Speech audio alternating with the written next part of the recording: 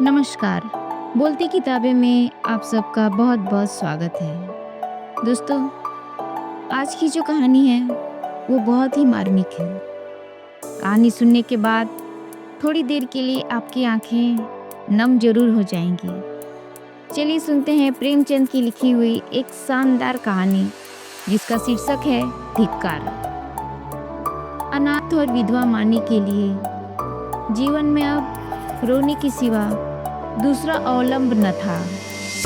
वह 5 वर्ष की थी जब पिता का देहांत हो गया था। माता ने किसी तरह उसका पालन किया। 16 वर्ष की अवस्था में मोहल्ले वालों की मदद से उसका विवाह भी हो गया, पर 1 साल के अंदर ही माता और पति दोनों विदा हो गए। इस विपत्ति में उसे अपने चाचा वंशीधर के सिवा और कोई नजर न आया जो उसे आश्रय देता। वंशीधर ने अब तक जो व्यवहार किया था उससे यह आशा नहीं हो सकती थी कि वह शांति के साथ रह सकेगी, पर वह सब कुछ सहने और सब कुछ करने को तैयार थी। वह गाली, झिड़की, मारपीट सब सह लेगी। कोई इस पर संदेह तो न करेगा, उस पर मिथ्या लांछन तो न लगेगा, सौदों और लुच्चों से तो उसकी रक्षा होगी। वंशीधर को कुल की मर्यादा की कुछ चिंता हुई। वे मानी की याचना को अस्वीकार न कर सके, लेकिन 2-4 महीने में ही मानी को मालूम हो गया कि इस घर में बहुत दिनों तक उसका निवाह न होगा। वह घर का सारा काम करती, इशारों पर नाचती, सबको खुश रखने की कोशिश करती, पर न जाने क्यों चाचा और चाची दोनों उससे जलते रहते। उसके आते ही मेहरी हटा दी गई। नहलाने धुलाने के लिए एक लौंडा था, उसे भी जवाब दे दिया गया। पर मानी से इतना उबार होने पर भी चाचा और चाची न जाने क्यों उससे मुंह फुलाए रहते। कभी चाचा घुड़कियां जमाते, कभी चाची कोसती, यहाँ तक कि उसकी चचेरी बहन ललिता भी बात बात पर उसे गालियां देती। घर भर में केवल उसके चचेरे भाई गोकुल को ही उससे सहानुभूति थी। उसी की बातों में कुछ स्नेह का परिचय मिलता था। वह अपनी माता का स्वभाव जानता था। अगर वह उसे समझाने की चेष्टा करता या खुल्लम खुल्ला मानी का पक्ष लेता तो मानी को एक घड़ी घर में रहना कठिन हो जाता। इसलिए उसकी सहानुभूति मानी ही को दिलासा देने तक रह जाती थी। वह कहता, बहन, मुझे कहीं नौकर हो जाने दो, फिर तुम्हारे कष्टों का अंत हो जाएगा। तब देखूंगा कौन तुम्हें तिरछी आंखों से देखता है। जब तक पढ़ता हूँ तभी तक तुम्हारे बुरे दिन हैं। मानी यह स्नेह में डूबी हुई बात सुनकर पुलकित हो जाती और उसका रोआ रोआ गोकुल को आशीर्वाद देने लगता। आज ललिता का विवाह है। सवेरे से ही मेहमानों का आना शुरू हो गया है। गहनों की झनकार से घर गूंज रहा है। मानी भी मेहमानों को देख देख कर खुश हो रही है। उसकी देह पर कोई आभूषण नहीं है और न उसे सुंदर कपड़े ही दिए गए हैं, फिर भी उसका मुख प्रसन्न है। आधी रात हो गई थी। विवाह का मुहूर्त निकट आ गया था। जनवासे से चढ़ावे की चीजें आईं। सभी औरतें उत्सुक हो होकर उन चीजों को देखने लगीं। ललिता को आभूषण पहनाए जाने लगे। मानी के हृदय में बड़ी इच्छा हुई कि जाकर वधू को देखे। अभी कल जो बालिका थी उसे आज वधू वेश में देखने की इच्छा वह रोक न सकी। वह मुस्कुराती हुई कमरे में घुसी। सहसा उसकी चाची ने झिड़क कर कहा, तुझे यहाँ किसने बुलाया था? निकल जा यहाँ से। मानी ने बड़ी बड़ी यातनाएं सही थी, पर आज की वह झिड़की उसके हृदय में बाण की तरह चुभ गई। उसका मन उसे धिक्कारने लगा। तेरे छिछोरेपन का यही पुरस्कार है। यहाँ सुहागिनों के बीच तेरे आने की क्या जरूरत थी? वह खिसियाई हुई कमरे से निकली और एकांत में बैठकर रोने के लिए ऊपर जाने लगी। सहसा जीने पर उसकी इंद्रनाथ से मुठभेड़ हो गई। इंद्रनाथ गोकुल का सहपाठी और परम मित्र था। वह भी न्योते में आया हुआ था। इस वक्त गोकुल को खोजने के लिए ऊपर आया था। मानी को वह 2 बार देख चुका था और यह भी जानता था कि यहाँ उसके साथ बड़ा दुर्व्यवहार किया जाता है। चाचे की बातों की भनक उसके कान में भी पड़ गई थी। मानी को ऊपर जाते देखकर वह उसके चित्त का भाव समझ गया और उसे सांत्वना देने के लिए ऊपर आया, मगर दरवाजा भीतर से बंद था। उसने किवाड़ की दरार से भीतर झांका। मानी मेज के पास खड़ी रो रही थी। उसने धीरे से कहा, मानी, द्वार खोल दो। मानी उसकी आवाज सुनकर कोने में छिप गई और गंभीर स्वर में बोली, क्या काम है? इंद्रनाथ ने गदगद स्वर में कहा, तुम्हारे पैरों पड़ता हूँ, मानी, द्वार खोल दो। यह स्नेह में डूबा हुआ विनय मानी के लिए अभूतपूर्व था। इस निर्दय संसार में कोई उसे ऐसी विनती भी कर सकता है, इसकी उसने स्वप्न में भी कल्पना न की थी। मानी ने कांपते हुए हाथों से द्वार खोल दिया। इंद्रनाथ झटपट कमरे में घुसा। देखा कि छत के पंखे के कड़े से एक रस्सी लटक रही है। उसका हृदय कांप उठा। उसने तुरंत जेब से चाकू निकालकर रस्सी काट दी और बोला, क्या करने जा रही थी मानी?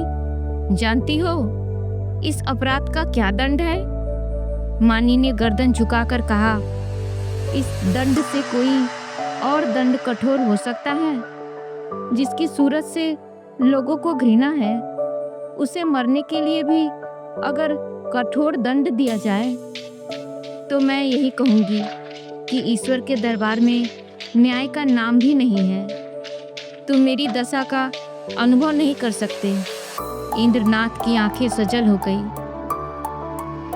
मानी की बातों में कितना कठोर सत्य भरा हुआ था। बोला, सदा ये दिन नहीं रहेंगे मानी।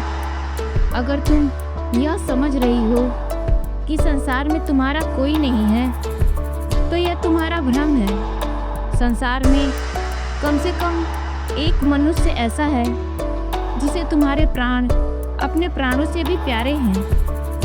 सासा गोकुल आता हुआ दिखाई दिया। मानी कमरे से निकल गई। इंद्रनाथ के शब्दों ने उसके मन में एक तूफान सा उठा दिया। उसका क्या आशय है यह उसकी समझ में ना आया। फिर भी आज उसे अपना जीवन सार्थक मालूम हो रहा था। उसके अंधकारमय जीवन में एक प्रकाश का उदय हो गया। इंद्रनाथ को वहां बैठे और मानी को कमरे से जाते देखकर गोकुल को कुछ खटक गया।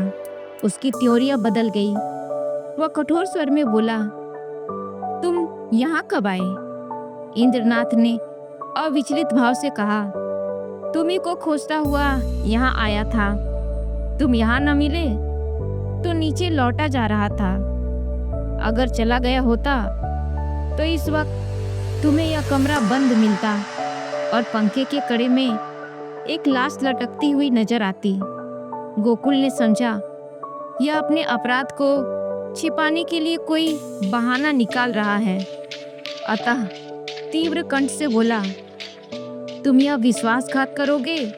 मुझे ऐसी आशा न थी। इंद्रनाथ का चेहरा लाल हो गया। वह आवेश में खड़ा हो गया और बोला, न मुझे ऐसी आशा थी कि तुम मुझ पर इतना बड़ा लांछन रख दोगे। मुझे न मालूम था कि तुम मुझे इतना नीच और कुटिल समझते हो। मानी तुम्हारे लिए तिरस्कार की वस्तु हो, मेरे लिए वह श्रद्धा की वस्तु है और रहेगी। जो तुम्हारे सामने अपनी सफाई देने की जरूरत नहीं है, लेकिन मानी मेरे लिए उससे कहीं पवित्र है जितनी तुम समझते हो। मैं नहीं चाहता कि इस वक्त तुमसे ये बातें कहूँ, इसके लिए और अनुकूल परिस्थितियों की राह देख रहा था, लेकिन मामला आ पड़ने पर कहना ही पड़ रहा है। मैं यह तो जानता था कि मानी का तुम्हारे घर में कोई आदर नहीं है, लेकिन तुम लोग उसे इतना नीच और त्याज्य समझते हो, यह आज तुम्हारी माताजी की बातें सुनकर मालूम हुआ। केवल इतनी सी बात के लिए कि वह चढ़ावे के गहने देखने चली गई थी, तुम्हारी माता ने उसे इस बुरी तरह से झिड़का जैसे कोई कुत्ते को भी न झिड़केगा। तुम कहोगे, इसमें मैं क्या करूं? मैं कर ही क्या सकता हूं? जिस घर में एक अनाथ स्त्री पर इतना अत्याचार हो, उस घर का पानी पीना भी हराम है। अगर तुमने अपनी माता को पहले ही दिन समझा दिया होता तो आज यह नौबत ना आती। तुम इस इल्जाम से नहीं बच सकते। तुम्हारे घर में आज उत्सव है। मैं तुम्हारे माता पिता से कुछ बातचीत नहीं कर सकता, लेकिन तुमसे कहने में संकोच नहीं है कि मानी को मैं अपनी जीवन सहचरी बनाकर अपने आप को धन्य समझूंगा। मैंने समझा था अपना कोई ठिकाना करके तब यह प्रस्ताव करूंगा, पर मुझे भय है कि और विलंब करने में शायद मानी से हाथ धोना पड़े। इसलिए तुम्हें और तुम्हारे घर वालों को चिंता से मुक्त करने के लिए मैं आज ही यह प्रस्ताव किए देता हूँ। गोकुल के हृदय में इंद्रनाथ के प्रति ऐसी श्रद्धा कभी न हुई थी। उस पर ऐसा संदेह करके वह बहुत ही लज्जित हुआ। उसने यह अनुभव भी किया कि माता के भय से मैं मानी के विषय में तटस्थ रहकर कायरता का दोषी हुआ हूँ। यह केवल कायरता थी और कुछ नहीं। वह कुछ झेपते हुए बोला, अगर अम्मा ने मानी को इस बात पर झिड़का तो वह उनकी मूर्खता है। मैं उनसे अवसर मिलते ही पूछूंगा। इंद्रनाथ, अब पूछने पाछने का समय निकल गया। मैं चाहता हूँ कि तुम मानी से इस विषय में सलाह करके मुझे बता दो। मैं नहीं चाहता कि अब वह यहाँ क्षण भर भी रहे। मुझे आज मालूम हुआ कि वह गर्विणी प्रकृति की स्त्री है, और सच पूछो तो उसके स्वभाव पर मैं मुग्ध हो गया हूँ। ऐसी स्त्री अत्याचार नहीं सह सकती। गोकुल ने डरते डरते कहा, लेकिन तुम्हें मालूम है वह विधवा है। जब हम किसी के हाथों अपना असाधारण हित होते देखते हैं तो हम अभी सभी बुराइयां उसके सामने खोलकर रख देते हैं। हम उसे दिखाना चाहते हैं कि हम आपकी इस कृपा के योग्य सर्वथा नहीं हैं। इंद्रनाथ ने मुस्कुरा कर कहा, जानता हूँ, सुन चुका हूँ, और इसीलिए तुम्हारे बाबूजी से कुछ कहने का मुझे अब तक साहस नहीं हुआ। लेकिन न जानता तो भी इसका मेरे निश्चय पर कोई असर न पड़ता। मानी विधवा ही नहीं, अछूत हो, उससे भी गई बीती अगर कुछ हो सकती है वह भी हो।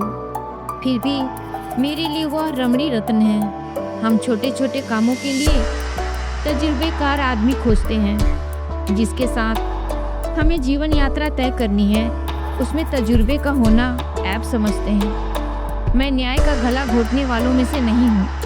विपत्ति से बढ़कर तजुर्बा सिखाने वाला कोई विद्यालय आज तक नहीं खुला। जिसने इस विद्यालय में डिग्री ले ली, उसके हाथों में हम निश्चिंत होकर जीवन की बागडोर दे सकते हैं। किसी रमणी का विधवा होना मेरी आंखों में दोष नहीं, गुण है। गोकुल ने पूछा, लेकिन तुम्हारे घर के लोग? इंद्रनाथ ने प्रसन्न होकर कहा, मैं अपने घर वालों को इतना मूर्ख नहीं समझता कि इस विषय में आपत्ति करें। लेकिन वे आपत्ति करे भी तो मैं अपनी किस्मत अपने हाथ में रखना ही पसंद करता हूँ। मेरे बड़ों को मुझ पर अनेक अधिकार हैं। बहुत सी बातों में मैं उनकी इच्छा को कानून समझता हूँ, लेकिन जिस बात को मैं अपनी आत्मा के विकास के लिए शुभ समझता हूँ उसमें मैं किसी से दबना नहीं चाहता। मैं इस गर्व का आनंद उठाना चाहता हूँ कि मैं स्वयं अपने जीवन का निर्माता हूँ। गोकुल ने कुछ संकित होकर कहा, और अगर मानी न मंजूर करे? इंद्रनाथ को यह शंका बिल्कुल निर्मूल जान पड़ी। बोले, तुम इस समय बच्चों की सी बातें कर रहे हो गोकुल। यह स्पष्ट है कि मानी आसानी से मंजूर न करेगी। वह इस घर में ठोकरें खाएगी, झिड़कियां सहेगी, गालियां सुनेगी, पर इस घर में रहेगी। युगों के संस्कारों को मिटा देना आसान नहीं है, लेकिन हमें उसको राजी करना पड़ेगा। उसके मन से संचित संस्कारों को निकालना पड़ेगा। मैं विधवाओं के पुनर्विवाह के पक्ष में नहीं हूँ। मेरा ख्याल है कि पतिव्रत का अलौकिक आदर्श संसार का अमूल्य रत्न है और हमें बहुत सोच समझकर उस पर आघात करना चाहिए। लेकिन मानी के विषय में यह बात नहीं उठती। प्रेम और भक्ति नाम से नहीं, व्यक्ति से होती है। जिस पुरुष की उसने सूरत भी नहीं देखी, उससे उसे प्रेम नहीं हो सकता। केवल रस्म की बात है। इस आडंबर की, इस दिखावे की हमें परवाह नहीं करनी चाहिए। देखो, शायद कोई तुम्हें बुला रहा है। मैं भी जा रहा हूँ। 2-3 दिन में फिर मिलूंगा, मगर ऐसा न हो कि तुम संकोच में पड़कर सोचते विचारते रह जाओ और दिन निकलते चले जाएं। गोकुल ने उसके गले में हाथ डालकर कहा, मैं परसों खुद ही आऊँगा। बारात विदा हो गई थी। मेहमान भी रुखसत हो गए थे। रात के 9 बज गए थे। विवाह के बाद की नींद मशहूर है। घर के सभी लोग सो रहे थे, कोई चारपाई पर, कोई तख्त पर, कोई जमीन पर। जिसे जहाँ जगह मिल गई वहीं सो रहा था। केवल मानी घर की देखभाल कर रही थी और ऊपर गोकुल अपने कमरे में बैठा हुआ समाचार पत्र पढ़ रहा था। सहसा गोकुल ने पुकारा, मानी, एक गिलास ठंडा पानी तो लाना, प्यास लगी है। मानी पानी लेकर ऊपर गई और मेज पर रखकर लौटना ही चाहती थी कि गोकुल ने कहा, जरा ठहरो मानी, तुमसे कुछ कहना है। मानी ने कहा, अभी फुर्सत नहीं है भाई, सारा घर सो रहा है। कहीं कोई घुस आए तो लोटा थाली भी न बचे। गोकुल ने कहा, घुस आने दो। मैं तुम्हारी जगह होता तो चोरों से मिलकर चोरी करवा देता। मुझे इस वक्त इंद्रनाथ से मिलना है। मैंने उससे आज मिलने का वचन दिया है। देखो, संकोच मत करना। मैं जो बात तुमसे पूछ रहा हूँ उसका जल्द उत्तर देना। देरी होगी तो वह घबराएगा। इंद्रनाथ को तुमसे प्रेम है, यह तुम जानती हो ना?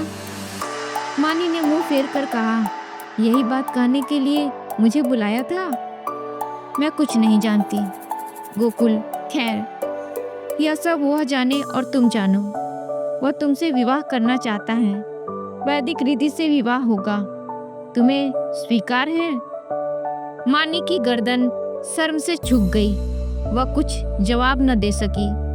गोकुल ने फिर कहा, दादा और अम्मा से यह बात नहीं कही गई।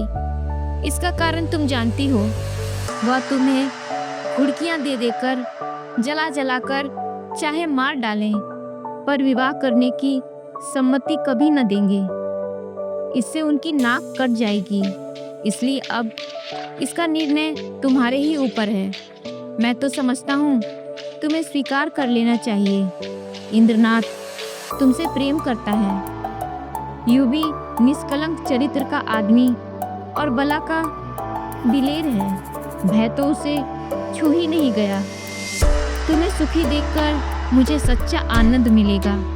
मानी के हृदय में एक वेग उठ रहा था, मगर मुंह से आवाज न निकली। गोकुल ने अब की बार खींचकर कहा, देखो मानी, यह चुप रहने का समय नहीं है। क्या सोचती हो? मानी ने कांपते स्वर में कहा, हाँ। गोकुल के हृदय का बोझ हल्का हो गया। वह मुस्कुराने लगा। मानी शर्म के मारे वहां से भाग गई। शाम को गोकुल ने अपनी माँ से कहा, अम्मा, इंद्रनाथ के घर आज कोई उत्सव है। उसकी माता अकेली घबरा रही थी कि कैसे सब काम होगा। मैंने कहा, मैं मानी को कल भेज दूंगा। तुम्हारी आज्ञा हो तो मानी को पहुंचा दूं। कल परसों तक चली आएगी। मानी उस वक्त वहां आ गई। गोकुल ने उसकी ओर कनखियों से ताका। मानी लज्जा से गड़ गई। भागने का रास्ता न मिला। माँ ने कहा, मुझसे क्या पूछते हो? वह जाए तो ले जाओ। गोकुल ने मानी से कहा, कपड़े पहनकर तैयार हो जाओ, तुम्हें इंद्रनाथ के घर चलना है। मानी ने आपत्ति की, मेरा जी अच्छा नहीं है, मैं नहीं जाऊंगी। गोकुल की माँ ने कहा, चली क्यों नहीं जाती? क्या वहाँ कोई पहाड़ खोदना है?